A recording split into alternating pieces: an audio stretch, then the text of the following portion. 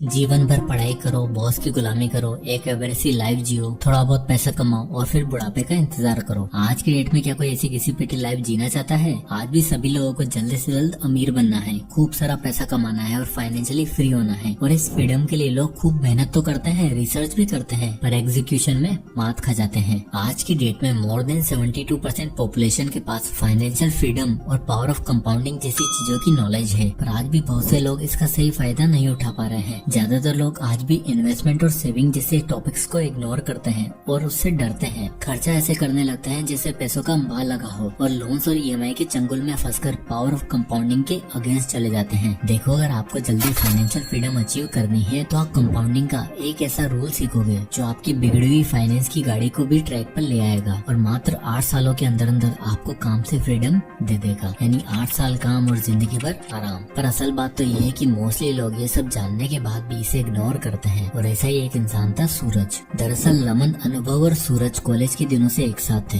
तीनों का हॉस्टल भी सेम था, तीनों पढ़ाई में काफी जीनियस भी थे और दोस्ती ऐसी कि पूरा कॉलेज उन्हें 3 इडियट्स वाली जोड़ी कहता था। पर ये 3 इडियट्स कॉलेज खत्म होने के बाद लाइफ की रेस में अलग अलग हो गए। अब हुआ क्या कि सूरज एक मिडिल क्लास फैमिली से बिलोंग करता था। स्कॉलरशिप से उसे कॉलेज मिला था और अपने खर्चे भी वो मुश्किल से चला पाता था। पर जब उसकी जॉब लगी तो वो एक बड़ी एमएनसी कंपनी में अच्छी पोस्ट पर लगा और उसे पर मंथ 50,000 रूपए मिलने लगे। पर रमन और अनुभव दोनों को कैंपस से अच्छी प्लेसमेंट नहीं मिली, इसलिए रमन ने डिसीजन लिया कि वो अपना काम करेगा और साइड इनकम के लिए स्किल सीखकर फ्रीलांसिंग भी करेगा। वहीं दूसरी तरफ अनुभव ने भी अपना फोटोग्राफी का पैशन फॉलो किया। वह स्टार्टिंग के पहले 1 साल में रमन और अनुभव दोनों ही सूरज से कम अर्न कर रहे थे और जितना उन्हें मिल रहा था उनमें से पैसा बचाकर वो थोड़ा बहुत इन्वेस्ट भी करते थे ताकि वो मार्केट को समझ पाए और वेल्थ भी बना पाए। कहीं ना कहीं अनुभव और रमन ये जानते थे कि सिर्फ एक सोर्स ऑफ इनकम से तो काम नहीं होने वाला है और न ही जिंदगी भर हम नौकरी या कोई काम कर पाएंगे। इसलिए बजट बनाकर चलना और इन्वेस्टमेंट के रूप में एक ऐसा इनकम सोर्स बिल्ड करना होगा जो लाइफ टाइम के लिए हमेशा कैश इनफ्लो देता रहे। पर सूरज का ऐसा कोई ख्याल नहीं था। 50,000 पर मंथ की इनकम जिस इंसान को मिल जाए वो तो चाहेगा ना कि क्यों ना एक बार खुल के जिया जाए, और सूरज ने बिल्कुल वैसा ही किया। तो सूरज बचपन से ही 5 फैमिली मेंबर्स के साथ एक छोटे से घर में रहता था। उसके बाद कॉलेज में भी 3 लोगों के साथ एक कमरा शेयर करना पड़ता था। पर अब जब उसकी अच्छी नौकरी लग चुकी थी तो उसने डिसाइड किया कि क्यों ना अपना खुद का एक फ्लैट ले लिया जाए। सबसे पहले सूरज ने अपने ऑफिस के पास वाला अपार्टमेंट में 15,000 रूपए पर मंथ पर एक रेंट पर अपार्टमेंट ले लिया। 1 BHK अपार्टमेंट जिसमें सूरज अकेला खुल के रहता था। जहाँ एक तरफ रमन और अनुभव पैसा बचाकर इन्वेस्टमेंट के पक्ष में थे, वहीं सूरज का मानना था कि यार एक ही तो जिंदगी मिली है, खाओ पियो ऐश करो, बात की बात में देखी जाएगी। तो खर्चों का सिलसिला शुरू हो ही चुका था। तो सूरज ने डिसाइड किया कि अब 1 साल हो गया है, सैलरी में इंक्रीमेंट भी मिला है, तो क्यों ना अपनी गाड़ी ले ली जाए। सूरज ने 10 लाख की कॉम्पैक्ट SUV खरीद ली। अब आप यहाँ देख ही सकते हो कि 10 लाख की गाड़ी लेने पर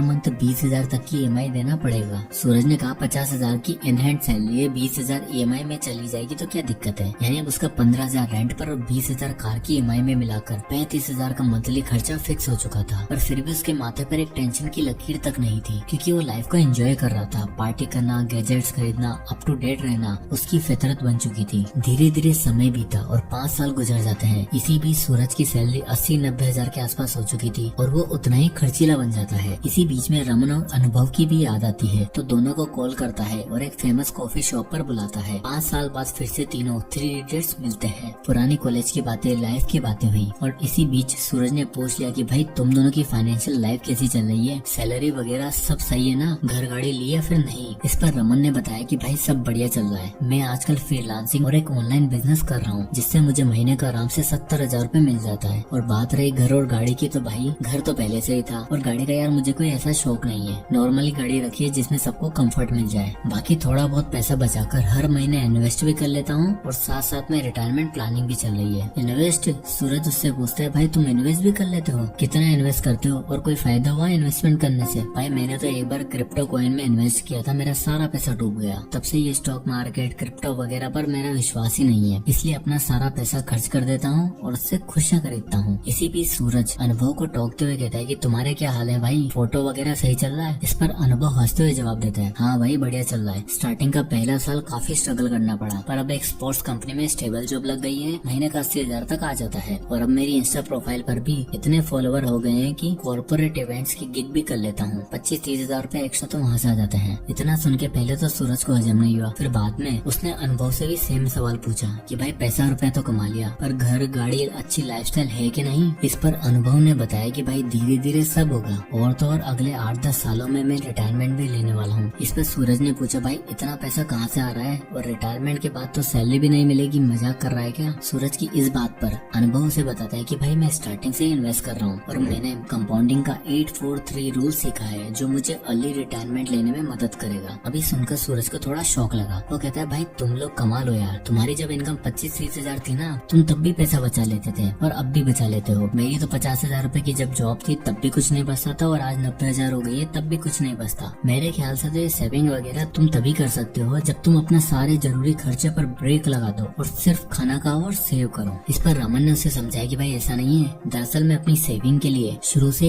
एक रूल फॉलो करता हूँ जो है द 80-20 रूल। रमन ने बताया कि वो 80-20 बजटिंग रूल की मदद से अपनी सैलरी का 80% जरूरी खर्चों के लिए रखता है और 20% सेव करके महीने का इंडेक्स फंड में इन्वेस्ट कर देता है। रमन ने बताया कि जब मुझे स्टार्टिंग में 25,000 का काम मिला था तब भी उसका 80% यानी कि 20,000 में मैंने खर्चा चलाया था, और बचे 20% यानी 5,000 रूपए मैंने निफ्टी 50 इंडेक्स फंड में इन्वेस्ट कर दिए थे। और आज 25 की एज में मेरी सैलरी 70,000 है, तो मैं आराम से हर महीने 14,000 रूपए पर मंथ इन्वेस्ट कर लेता हूँ। रमन की बात को कंटिन्यू करते हुए अनुभव कहता है कि भाई मेरा भी कुछ ऐसा ही हाल है। स्टार्टिंग में मुझे भी काम सीखना था, इसलिए छोटी शुरुआत करी और बचत की आदत लग गई। मैंने कभी भी फ्लैट रेंट पर नहीं लिया, डेली ट्रेवल करके अपने पेरेंट्स के घर पर ही रहता था। किराया बच सके इसलिए मेट्रो में ट्रेवल करना पसंद करता था, तो खर्चे कम थे और बचत हो जाती थी। वहीं से आदत लगी और आज देख मैं महीने का 30,000 तक सेव करके इन्वेस्ट कर देता हूँ। और कंपाउंडिंग का ये 8-4-3 रूल मुझे अगले 8-10 सालों में एक अच्छी खासी वेल्थ बना कर देगा। सूरज ये सब सुनकर बोर हो गया। उसने बोला क्या यार तुम अभी से दोनों बुड्ढों वाली बातें कर रहे हो, 25 साल में रिटायरमेंट की कौन सोचता है। और भाई ये मार्केट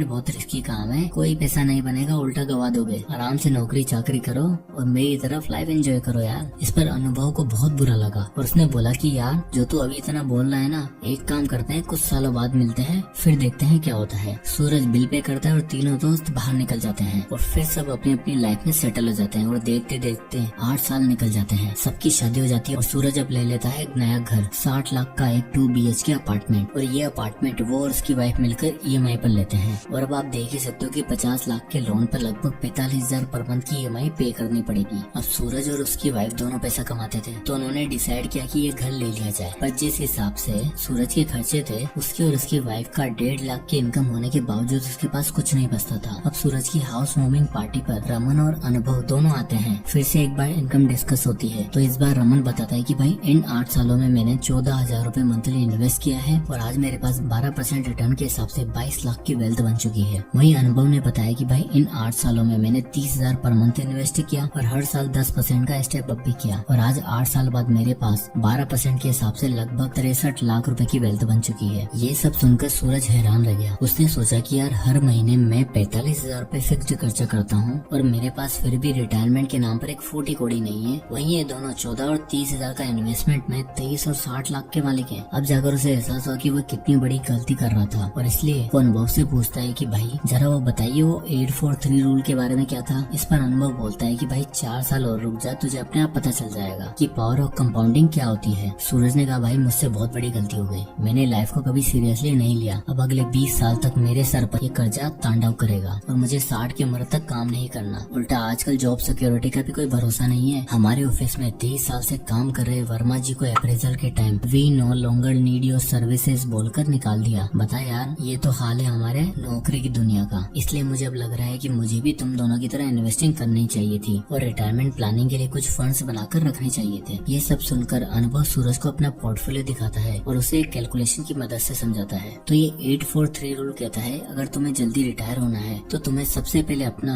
एक ड्रीम अमाउंट डिसाइड करना होगा और हर महीने एक ऐसा अमाउंट इन्वेस्ट करना है जिस पर हर साल 10% का स्टेप अप और 12% एनुअल रिटर्न की मदद से तुम्हें अपना पहला 50 से 60 लाख बनाने में 8 साल लगेंगे। जैसा तुम यहाँ चार्ट में देख सकते हो कि अगर तुम 30,000 पर मंथ इन्वेस्ट करते हो जहाँ तुम्हें 12% का सालाना रिटर्न मिल रहा है, तो केवल 8 साल में तुम्हारे पास 0.05 करोड़ यानी 50 लाख रुपए होंगे और अगले 4 सालों में तुम्हारी वेल्थ 1 करोड़ हो जाएगी और अगले 3 सालों में अब तुम्हारे पास 50 लाख और यानी टोटल 1.5 करोड़ हो जाएंगे और बाकी के 50-50 लाख तो अब 1-2 साल में तुम्हारे पोर्टफोलियो में ऐड होते चले जाएंगे और अगले 20 साल तक इन्वेस्ट करते हो तो तुम्हारी टोटल वेल्थ 3 करोड़ की होगी। अब इस पर सूरज ने सवाल किया कि भाई तेरा रिटायरमेंट अमाउंट कितना है। इस पर अनुभव ने कहा भाई 1 करोड़ है। तो सूरज ने पूछा कि अगर कैलकुलेशन के हिसाब से देखें तो तुम मात्र 10 सालों में 1 करोड़ कमा लेगा, फिर ये 15 साल और 30,000 क्यों, थोड़ा कम इन्वेस्ट कर लेता। इस पर अनुभव ने समझाया कि भाई अगले 10 सालों बाद मेरे 1 करोड़ की वैल्यू 1 करोड़ नहीं रहेगी, क्योंकि उस पर इन्फ्लेशन भी लगेगी जो मेरे पैसों की वैल्यू को कम कर देगी। इसलिए अगर हमें लॉन्ग टर्म के लिए कोई भी कैलकुलेशन करनी है तो हमें इन्फ्लेशन को एडजस्ट करके चलना चाहिए, ताकि हम राइट टाइम पर राइट अमाउंट अचीव कर पाए। इसलिए अनुभव ने अपनी कैलकुलेशन में 6% इन्फ्लेशन को एडजस्ट किया और सूरज को दिखाया कि भाई देख, इन्फ्लेशन के हिसाब से मुझे पहले 50 लाख बनाने में 10 साल लगेंगे और 15 साल बाद जिस अमाउंट की वैल्यू 2.6 करोड़ तू देख रहा है वो इन्फ्लेशन के बाद होगी 1 करोड़ रुपए। इसलिए इन्वेस्टमेंट करने के साथ साथ इन्फ्लेशन का भी ध्यान रख के